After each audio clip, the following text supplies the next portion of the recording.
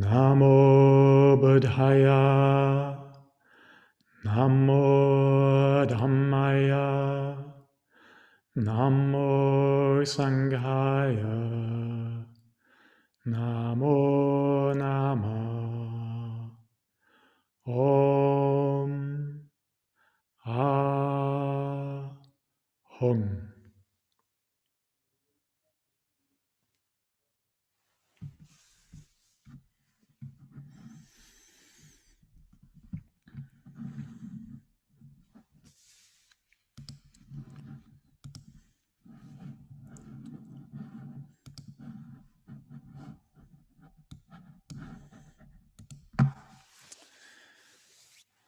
So we'll chant the refuges and precepts in unison. Namo tassa bhagavato arahato samma sambuddhassa. Namo tassa bhagavato arahato samma sambuddhassa. Namo tassa bhagavato arahato samma sambuddhassa.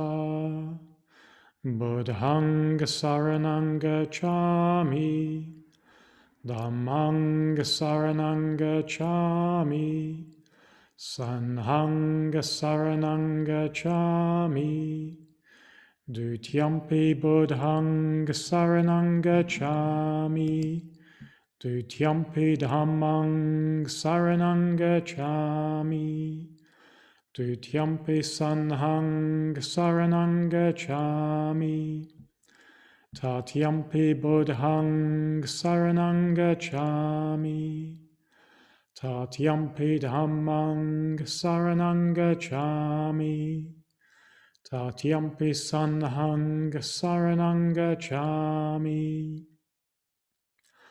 Panatipata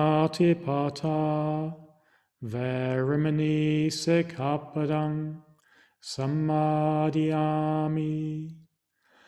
Adinadana verimani sikkhapadang sammadiyami. Kamesu michachara verimani sikkhapadang sammadiyami. Musavada verimani sikkhapadang sammadiyami. Suramarya maja pammadatana verimani sikkhapadang sammadiyami. Sadhu, sadhu, sadhu.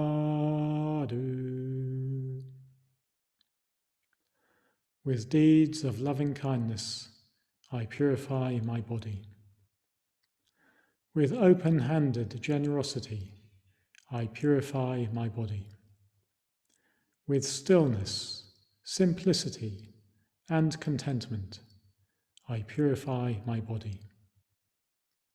With truthful communication, I purify my speech. With mindfulness clear and radiant, I purify my mind.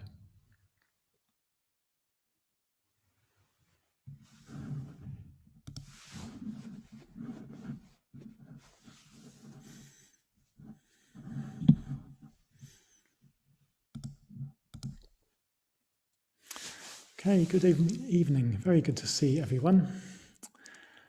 And it's very nice to be in the centre again. It's missing you. I'm sure it's missing you. We're continuing our journey through the mandala of these 5 different aspects of the spiritual life. This list that Sangharakshita has adapted from the tradition, from a Mahayana tradition actually, is 5 different ways of looking at what spiritual practice is all about. And so far we've covered 3 of them. So we started out looking at integration, looking at how we can get to know ourselves, get to know a sense of who we are, and get to know what our values are, what our strengths and our weaknesses are.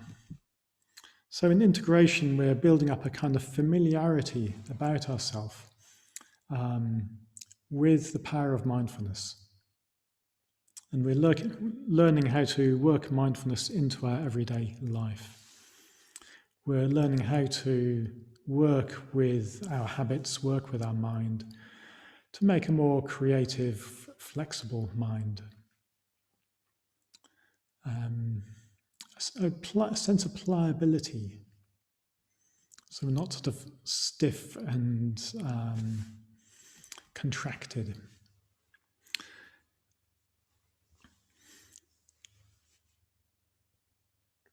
And we're also, we looked at positive emotion. So we looked at how we can build up a general sense of buoyancy of heart, if you like. So this is the whole area of developing kindness for ourselves and for other people. And the other Brahma-viharas, so compassion and appreciative, sympathetic joy and equanimity, which are developments of metta. Also, simple human qualities like appreciation and gratitude. There's so much to be grateful for.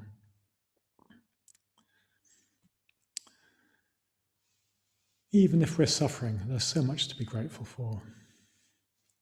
And we're also learning how to work with the precepts, how to work to bring our positivity into action, and how to cherish ourselves, how to give ourselves a bit of a break from our critical, self-blaming mind.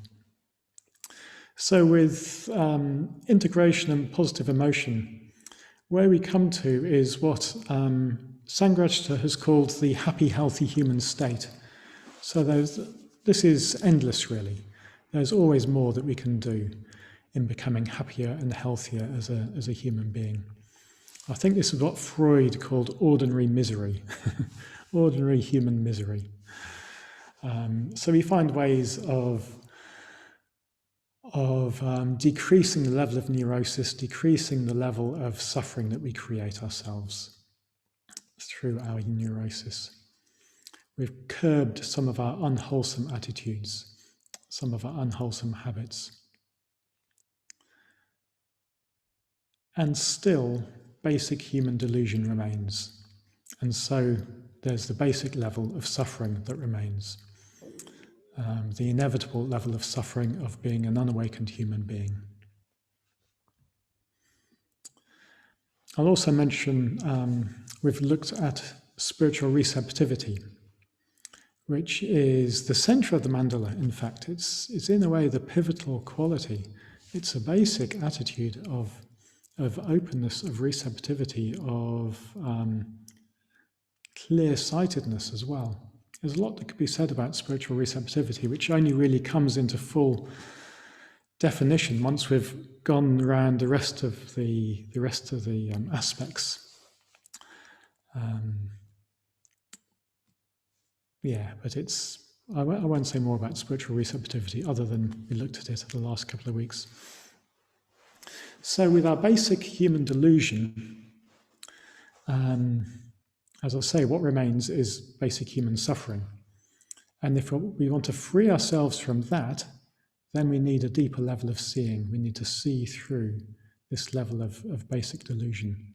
So this is where we enter into the territory of insight, or as it's called in this particular series, spiritual death, which may or may not sound appealing. I think insight usually sounds a bit more appealing, but it's basically the same thing we're talking about, spiritual death and insight. So the remaining three areas in the mandala, spiritual death, spiritual rebirth, and spiritual receptivity, they all start with this S word, don't they, with a spiritual word, which is a rather vague term. But maybe we can get a sense of what it means when we understand what these three territories refer to, because they all refer to something more than the basic level of happy, healthy human state. They relate to it. There's a kind of a hiatus in the way at this point.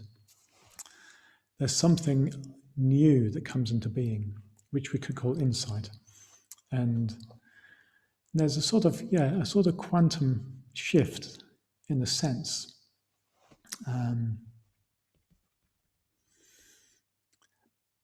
And what I want to do tonight is talk about spiritual death or insight in what I hope are quite straightforward ways. I'd like it to feel quite accessible, so I'll be talking about the more accessible end of insight. So insight isn't a philosophical pursuit. The Buddha wasn't a philosopher. He didn't lay out these lists of different entities in order to try and make some complete system of knowledge. He was interested in alleviating suffering. That was his business. So we are using insight, using these understandings in order to cut through this level of basic human delusion I've spoken about. The basic level of delusion that causes a ubiquitous level of suffering, or discomfort, or unsatisfactoriness, or niggling friction with reality, if you like. So what we're doing here is changing our perspective on the world. The Buddha's views, what we call right view, the Buddha's ways of seeing, are changes to our perspective, changes to our views, because our perception is completely malleable. This is the amazing thing. The way we perceive the world is completely conditioned.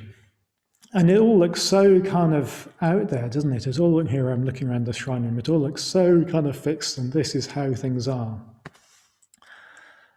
It seems strange to think of our perception as malleable, but it completely is. It completely is.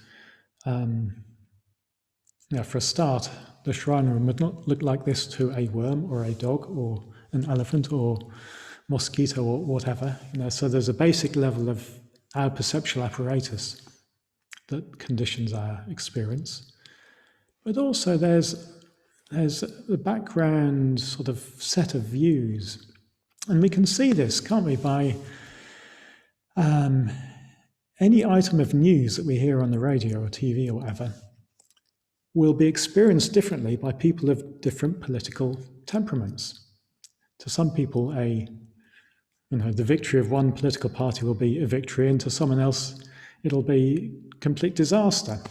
And the only difference that conditions those different emotions is the view system that we're looking at it through. And this applies to everything, to every aspect of our experience. And we sort of learn as we practice just how true that is, how far the rabbit hole extends, if you like. Anyway, I won't try and justify that. I just want to try and unfold a little bit why our views are so important. And it's important, they're important because they lock us into the world that we inhabit. The deep beliefs that we have about ourselves and the world condition our experience of ourselves and the world. And what we're doing by trying to learn the Buddhist way of seeing is decrease that level of dukkha. And this is the value of studying the Dharma, is we are sort of immersing ourselves in a Buddhist perspective on the world. And I think sometimes for those of us who are going through a study program like the Dharma training course, it can feel like we're just accumulating more and more information, and that may be exciting or it may be overwhelming, depending on your own temperament. But the point isn't to just accumulate more information. The point is to keep on immersing ourselves and saturating ourselves and marinating ourselves in the Buddha's vision, in the Buddha's perspective. And we kind of do that through lots of different lenses. There's so many different ways of looking. The point of it is to just keep on immersing ourselves in this worldview.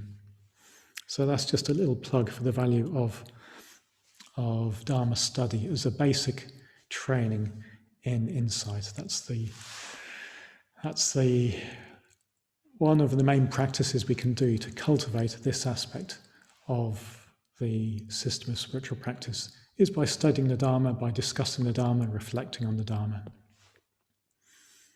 And over time, what happens is we increasingly start seeing through Buddhist eyes. I remember that when I first noticed this happening, it was very exciting actually. I realized that I was reflecting on my problems, I was reflecting on my dukkha using the Dharma rather than all the rest of the views I've been brought up with, whether they're political views or psychological views or New Age views or whatever it was. No, I was actually using the Dharma to reflect. And the Dharma was coming together. I was seeing how it was all linking together. It wasn't just so many different lists, disparate lists and disparate categories. It was, oh right, it's coming together. It's like a big jigsaw puzzle that over time, it all starts becoming a whole. And that was very, very satisfying. Anyway, what I'd like to do for the rest of my little talkette is just give 5 practices for cultivating insight, cultivating spiritual depth. And I was here for when Vajrapriya came and did his little book launch, and I really liked his snappy chapter titles. So I thought I'd give you 5 snappy little slogans to try and remember these. I'm basically thinking about them under the headings of the 3 lakshanas. I'm not going to go into the 3 lakshanas, but I might just mention them for those people who know them, just so that you can sort of tie them in a little bit. But the 3 lakshanas are a basic Buddhist understanding of right view, which, if you haven't met already, you will do soon. So a couple under the heading of anatta, 3 under the heading of anatta, and 1 each under the heading of dukkha and anicca, for those of you who know what those mean. So the first one, which actually I think encompasses all 5 aspects of the system of spiritual practice and all 3 of the lakshanas, but I'm putting it under anatta anyway. So the first one is orientate to opening. Orientate to opening. And I hope that kind of already says something, because it's very difficult to talk about, but I will. I'll try and say a little bit about it. This is kind of using a compass bearing. It's like we can always take a compass bearing on a sense of openness of being. That's always a good guide, openness of being. So what does that feel like? So a lot of the qualities of of positive emotion come in here, like appreciation. If we're experiencing appreciation or gratitude, there's already openness. So it's working against this sense of little old me, little isolated, separate me, who's self-powered, self-created. It's working against that, realizing just how porous we are. Everything I eat, everything I've learned, everything I see, everything I hear is all coming from outside of me. So that leaves a whole great field of bounty for gratitude and appreciation and metta to the people around us. So we can orientate it towards openness, especially when we're in nature. We can just open up to the environment around us. And especially in communication, we can always orientate towards being more and more open to the person in front of us. We can always orientate towards being more open towards what we're experiencing, especially if it's difficult. Creating less, or trying to nudge our way towards being less resistant to what's arising. I think there's a really basic Dharma skill, which is noticing the ebb and flow that goes on, of opening and closing, which we can feel in the body. We can kind of feel when we're tightening up, can't we? You know, if someone says something that kind of rankles, we can feel ourselves tightening up. Or if someone's really warm and appreciative and kind, you know, we can feel ourselves softening and opening. So, a really basic Dharma practice of noticing that. There's a practice that we can do at any time, which I'm trying to do now, which is just take a little bit of awareness to the belly. You can't quite see my belly, it's down here, and I'm rubbing it. And I'm trying to let it be relaxed. When I'm giving a talk, I notice it keeps on tensing up, so I'm trying to let it be relaxed. So we can all do this now. You know, we don't force anything, but we can notice the extent to which it's not relaxed and encourage a basic sense of well-being down there. Like Baloo the bear. Do you remember Baloo the bear in the Jungle Book? This great big round belly, and if we can sort of let our belly be a Baloo the bear belly, that's already going in the right direction towards openness of being.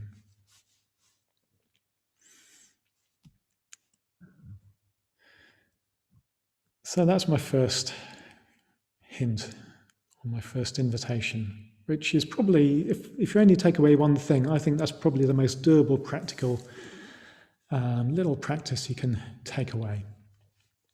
Orientate to opening and check in with the belly, check in with opening and closing, opening and closing.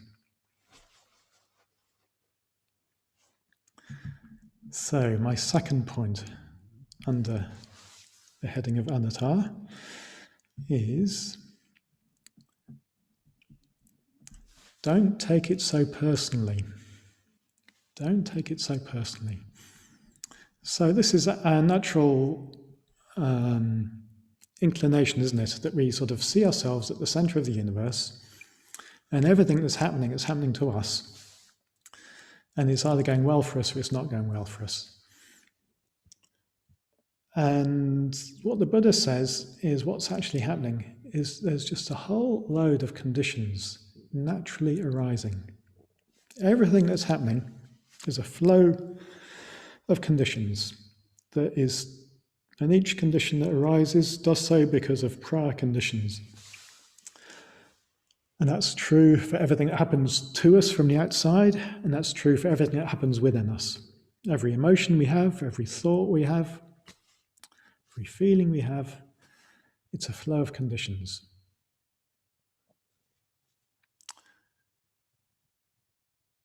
And this is becoming quite kind of current in modern sort of science and modern neuroscience.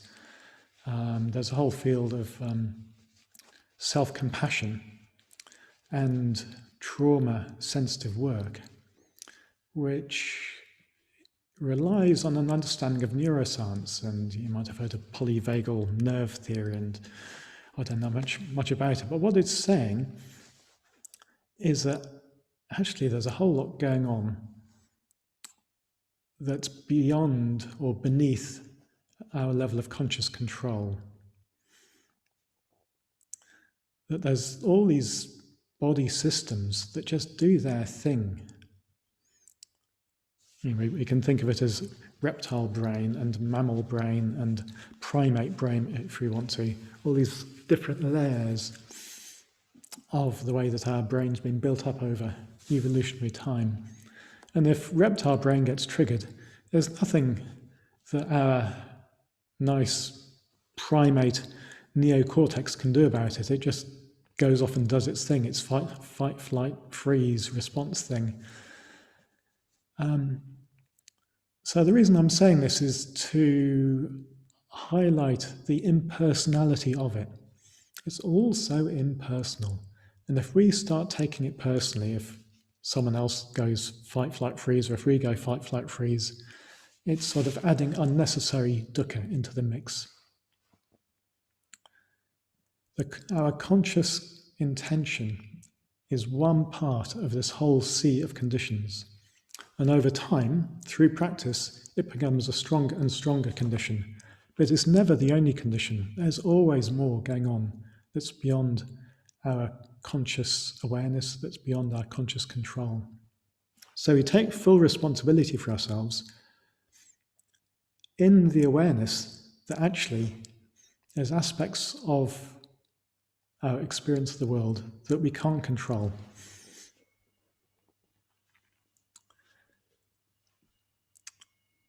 So the level that we can control, or the level that we can influence, our conscious intentionality, this is the layer of karma.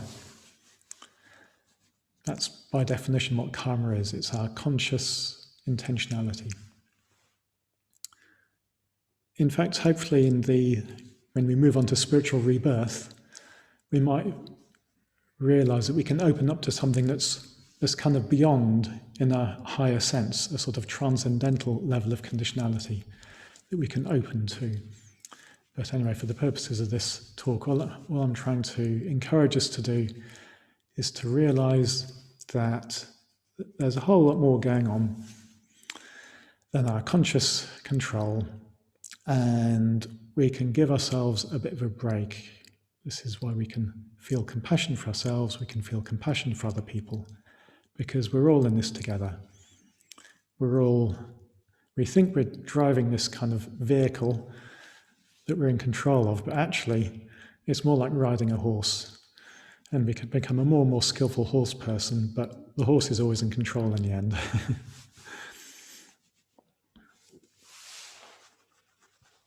So don't take it so personally. When I say that, I kind of feel my belly relax, actually. I don't know if it does that for you. But it's like, phew, what a relief. It's stuff happening. So connected to this is my next point, also under anatta. Don't believe the radio. Don't believe the radio. So what I mean here is living with our mind, with our thinking mind, is a bit like living in a room where the radio turned on all the time, isn't it?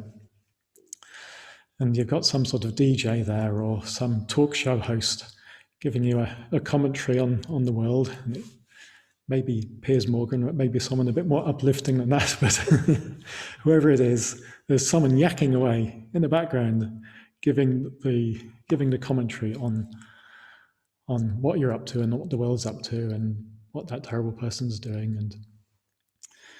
And sometimes, I remember when I was on a retreat once, a meditation retreat, and I was getting more and more infuriated by the radio.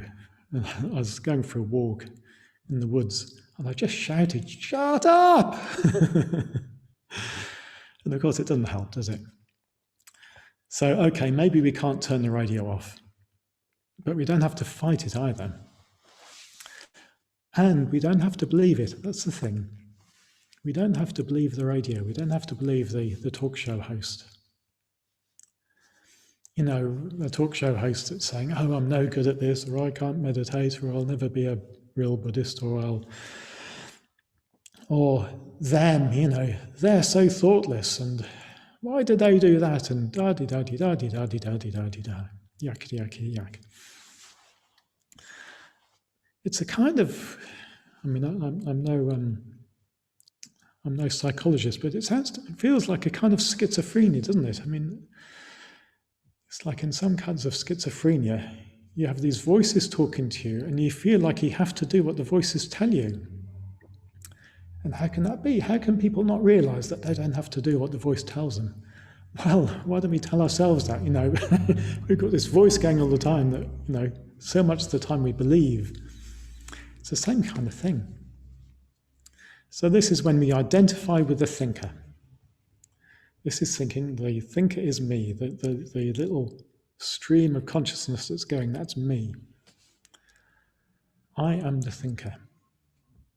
If we're going to identify with anything, it's better to identify with the one listening rather than the one thinking. So we can kind of think of ourselves as the one who's listening to all this chat. And maybe there's something worth listening to in the chat. Now, I'm not saying that whatever the radio is saying is wrong, but we don't have to believe it. Thoughts aren't facts. It might be something worth listening to, but we don't have to listen. We don't have to believe it. That's the thing. So don't believe the radio. As I say, you might choose to occasionally, but it's not always the truth.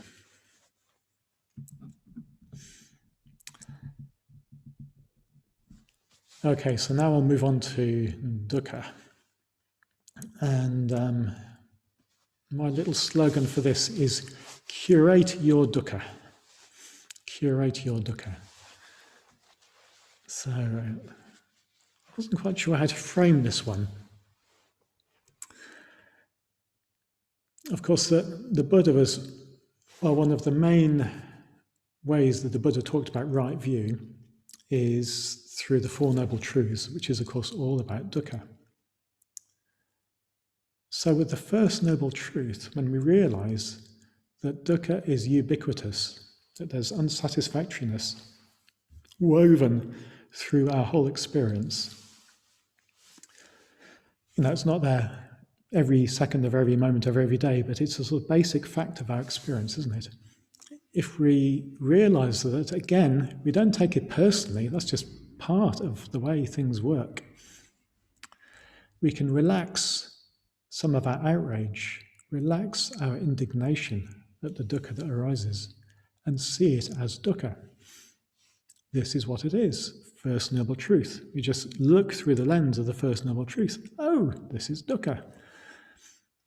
Oh, the fact that I'm experiencing dukkha doesn't mean that I'm a bad person or a failure or useless. The fact that this person is experiencing dukkha doesn't make them a bad person or useless person or whatever. It's just part of being human. First noble truth. And then the second noble truth, see how we create the layer of dukkha through grasping. So this is where we see, if you like, the second arrow dukkha, if you've come across that. This is the dukkha that we add to our experience through arguing with our experience, wanting things to be a certain way, insisting things are a certain way, other people are a certain way, the world goes our way.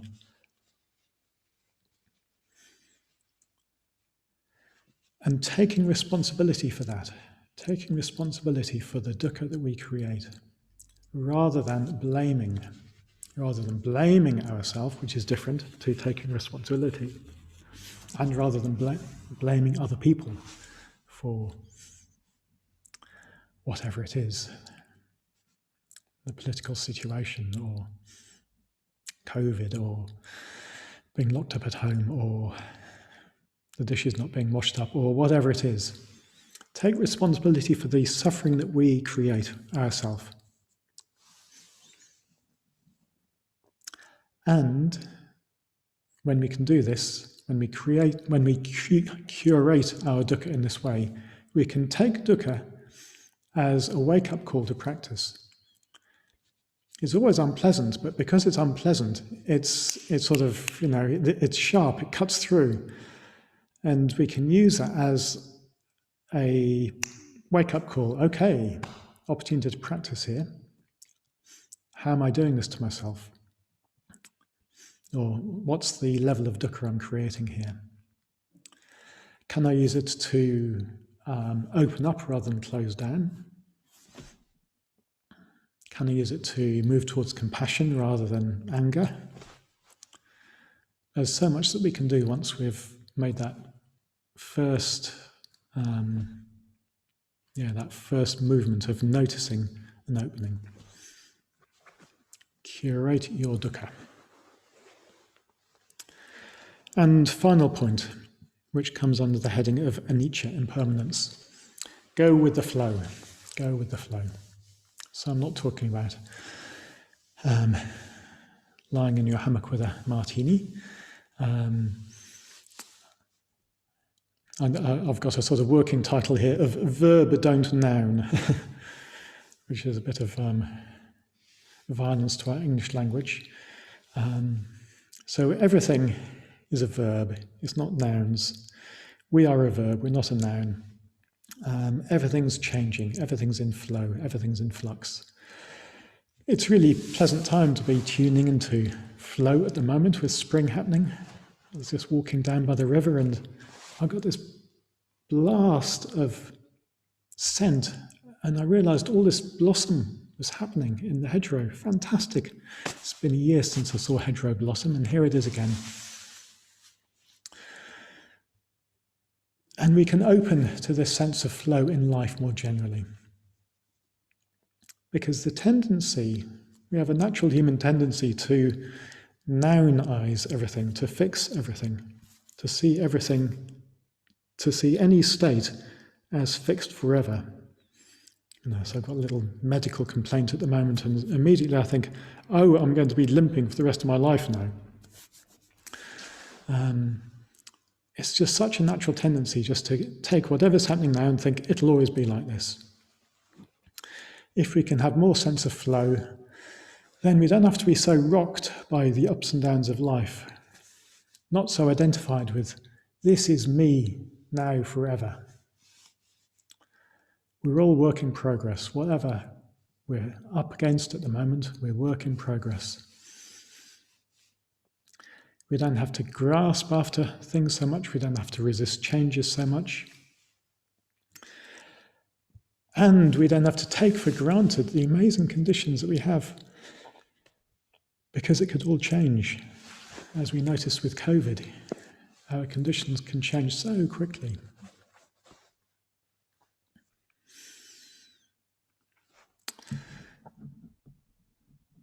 And the final little reflection on this one is we can be more realistic about what the objects of our desire can give us if we realise that they're all verbs. They're not going to stick around. Some objects of desire don't give us anything more than a second's worth of pleasure. Just how much is it worth paying for those? So go with the flow. Okay, so that's my 5 little slogans. Orientate to opening. Back to the belly. Don't take it so personally. It's all just natural conditions flowing. Don't believe the radio. We can be the one hearing the radio rather than believing everything that it says. Curate your dukkha. So we can use the experience of dukkha as a whole invitation into the tenderizing aspect of practice, and go with the flow.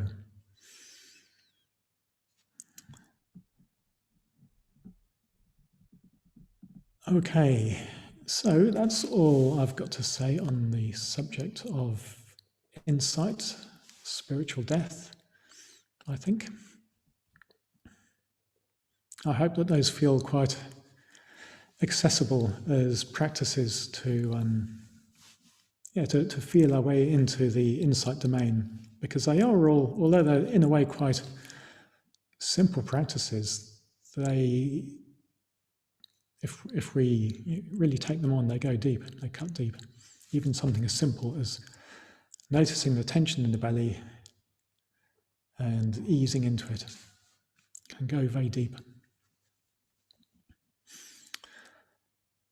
Okay, so we'll split up into groups. I thought I'd just give a few minutes to any questions. Does anyone have any questions about that? If you do, then unmute yourself.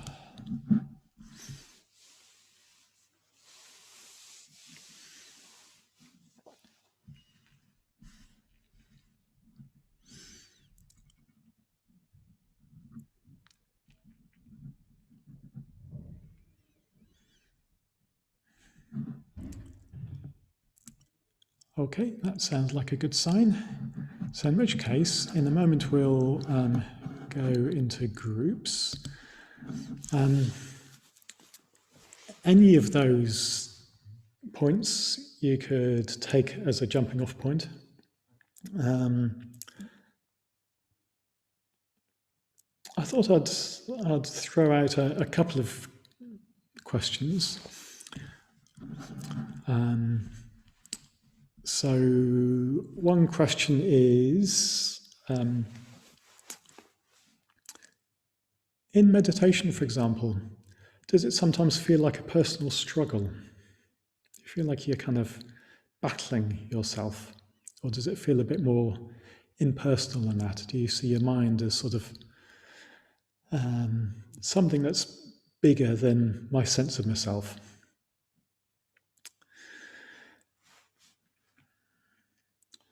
Generally, do I see my difficulties more impersonally or personally? And in terms of curating our dukkha, do you notice areas where you feel you take responsibility for your own suffering and areas where you still feel like it gets projected out into blame? Usually tends to be nearest and dearest and politicians, but I'll let you work that out for yourself. So we'll break for 20 minutes and yep, 20 minutes. And if Darren can open up the rooms, we shall go and do that thing.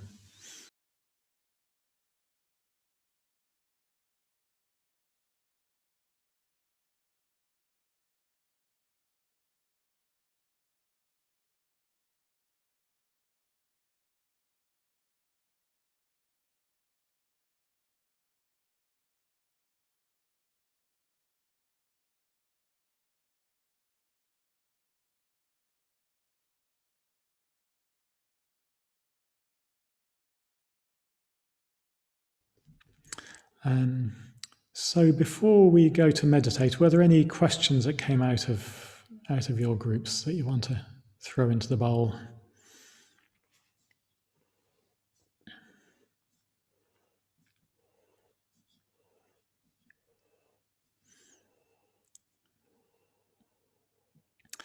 I'll just mention something that came out of our group. Oh yes, Abanara.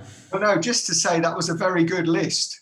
That was a very useful list, and there's a lot in there. And I think there's a real sense, I think you said it at the end. I mean, we only hardly skimmed the surface in our group looking at that list.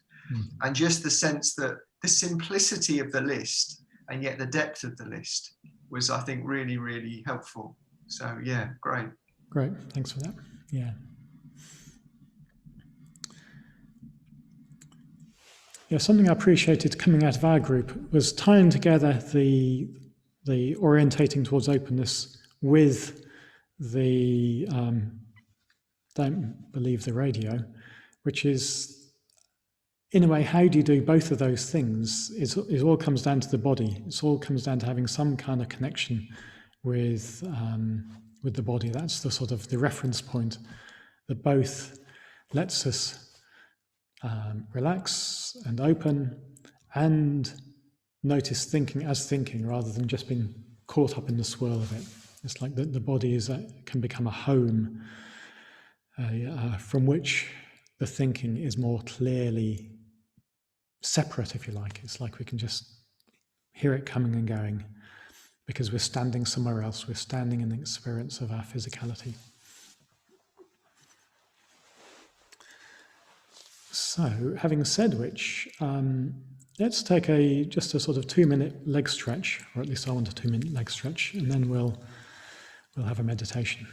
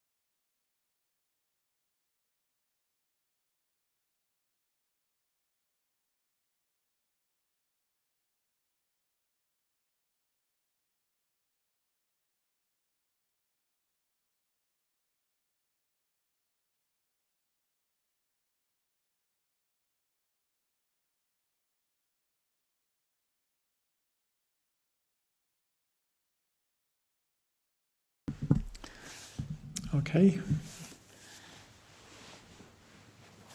So this will be a 20-minute meditation.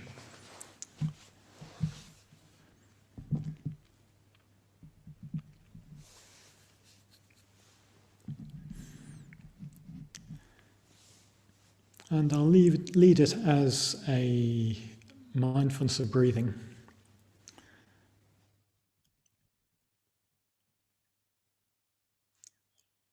And I'll probably ring bells. Let's say I'll ring bells, and you can do with the bells as you wish. You can treat them as simple progress markers, if you like, or you can follow the 4 stages. But I will say a few things during the practice just to try and bring out some of the points that I made. So if you set yourself up comfortably,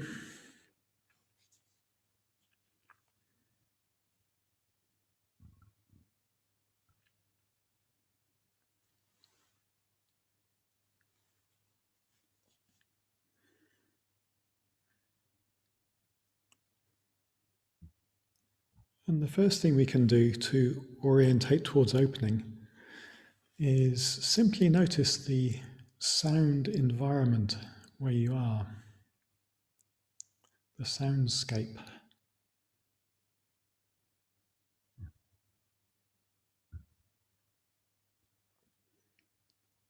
I find that being sensitive to sound already makes me feel quite porous, embedded in the environment. Even if there's silence,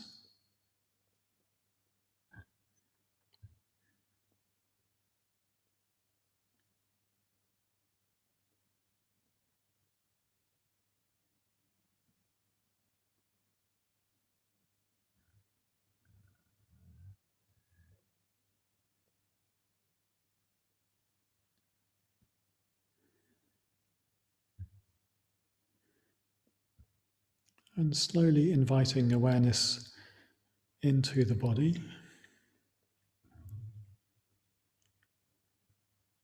finding that point of contact with the ground where you feel supported.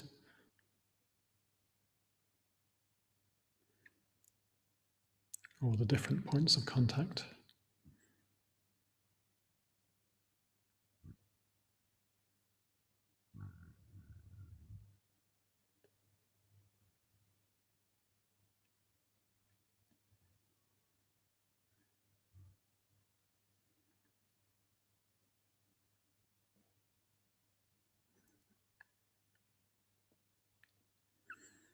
And having a sense of making a home for yourself on earth.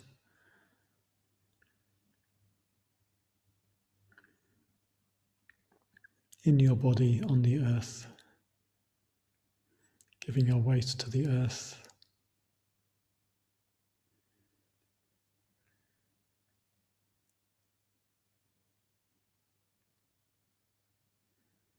And you can check in with the belly.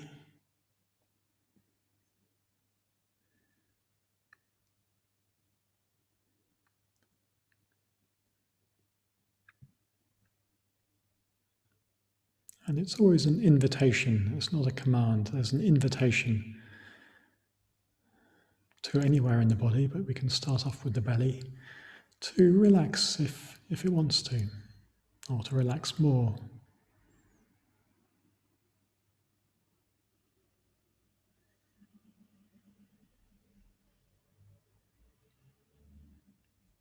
And we can even imagine in the belly something like a warm coal, some sense of well-being or ease.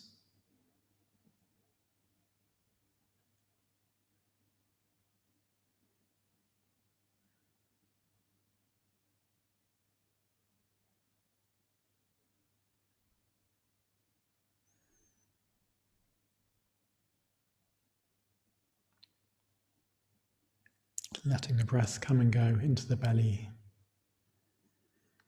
and anywhere else the breath wants to move.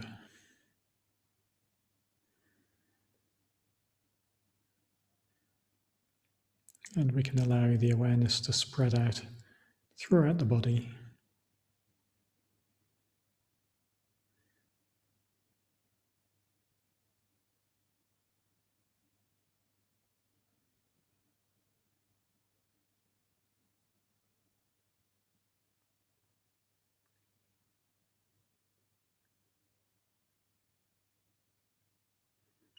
And the invitation throughout this practice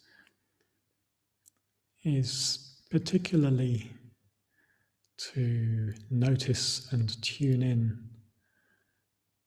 to this level, this layer of well-being or openness, even if it feels quite slight, to whatever extent you can notice it. That's where we nuzzle into.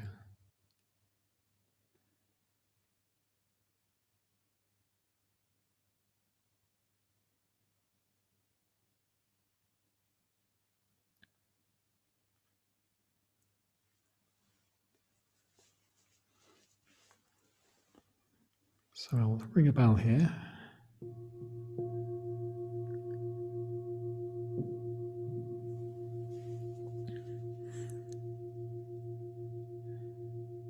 And the invitation is to use the breath as an anchor. If that's helpful.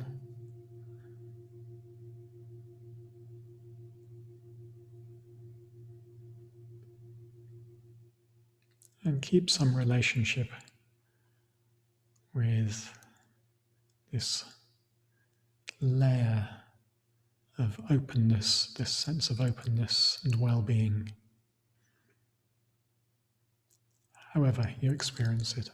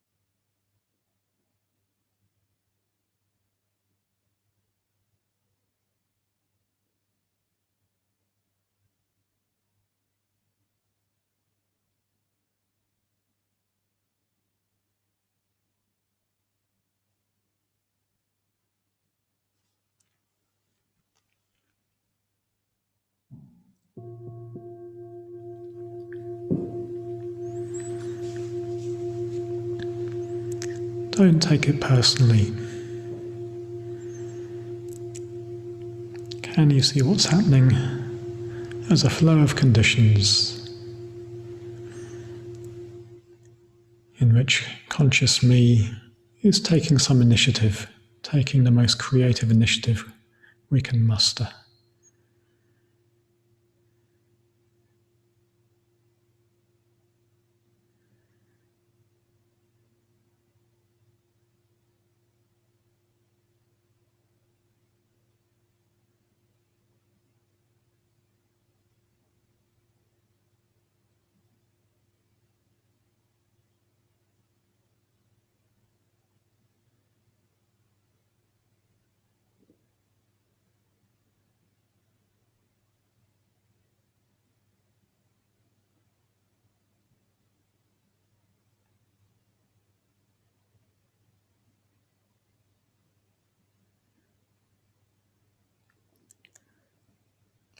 Taking the initiative to stay present with the body and breath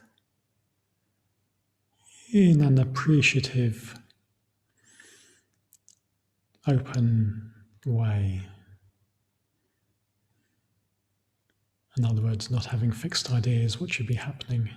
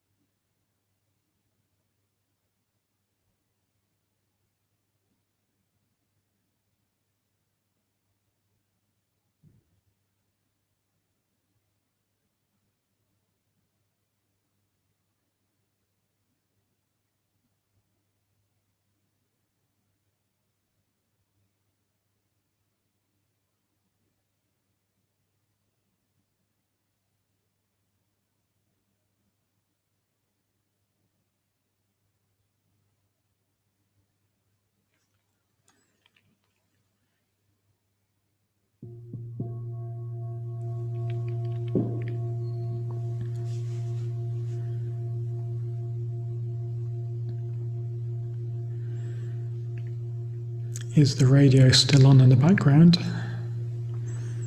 It doesn't matter if it is, but we don't have to listen to it.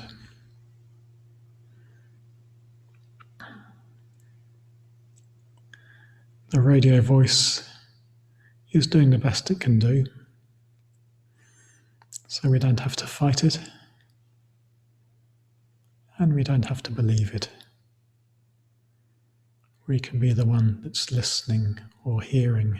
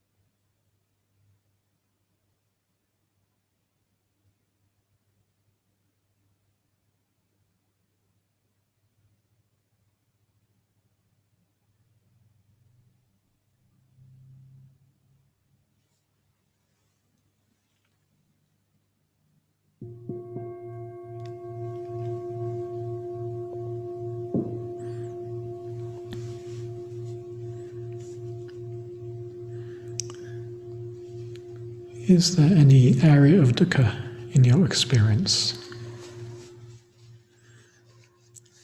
Don't have to go looking for it if you don't feel it, but if there is, then what can you learn from it?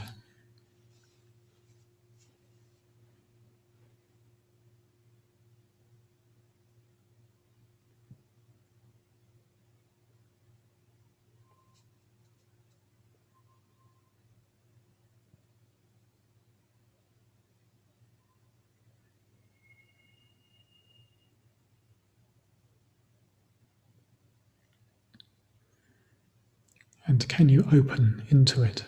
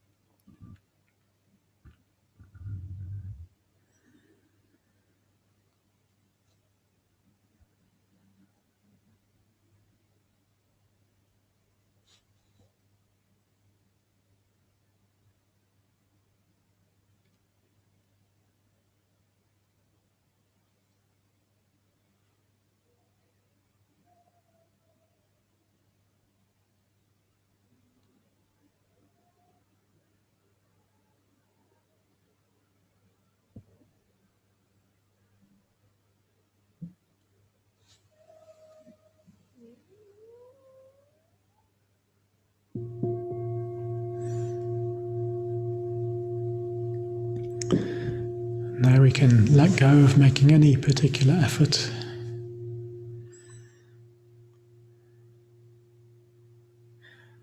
Feel any relaxation in the belly that can come from that.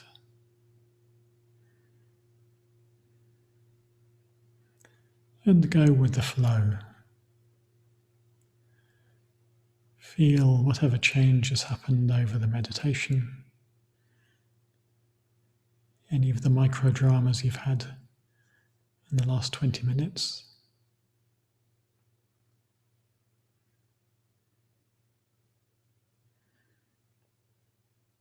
Cast your mind back over the evening.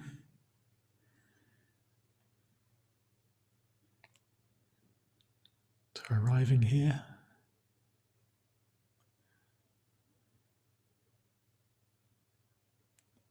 And over the course of the day, remember waking up this morning,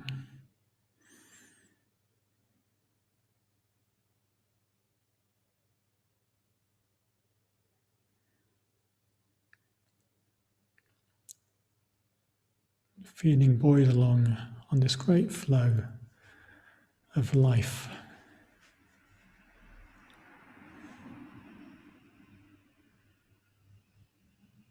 unstoppable flow.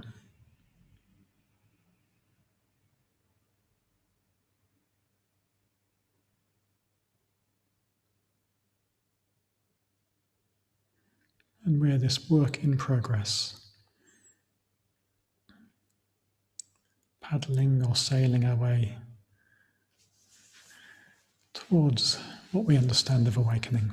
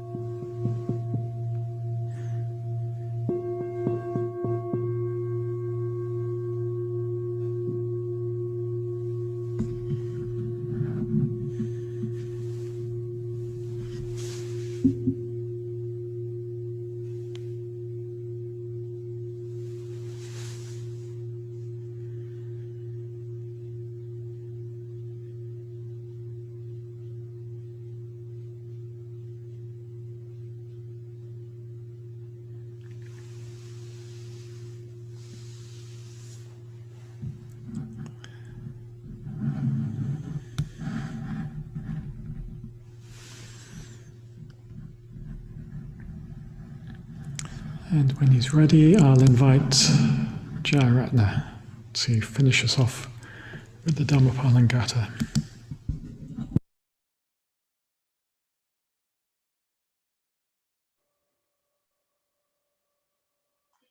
Thank you, Vajrapriya. Thank you for leading the evening. Wonderful.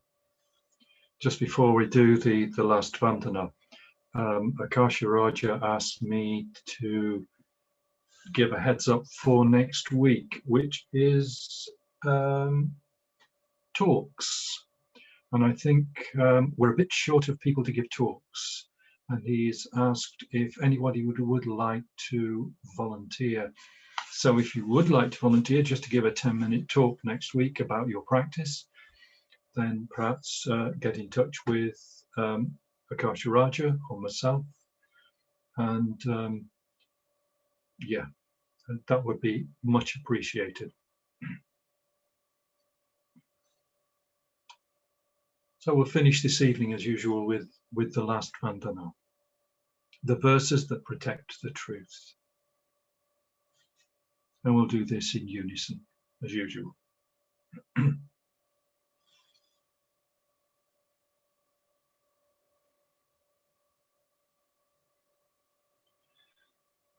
Sabapapasa akaranam kusalatsa upasampada Shatchita paryodapanam etam buddhana sasanam Hamang chare sucharitam nanang ducharitam chare Hamachari sukham seti asming loke paramicha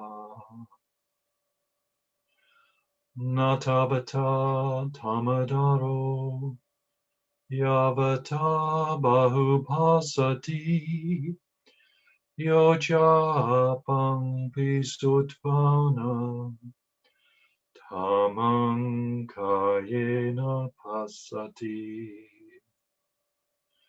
save tamadaro hotiyo tamang napamajati Nati me saranang anyang Buddho me saranang varang Etena sachavachena Hotu me jayamangalam Nati me saranang anyang Tammo me saranang varang Etena sachavachena Hotu me jayamangalam Nati me saranang anyang, Sangho me saranang varang, Etena sajavachena, Hotu me jaya mangalam. Namo Buddhaya, Namo Dhammaya, Namo Sanghaya, Sadhu, Sadhu, Sadhu.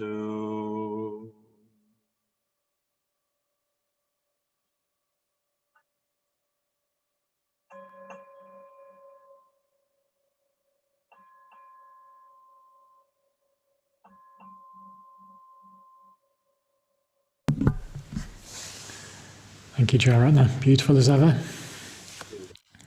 Thanks to everyone for coming.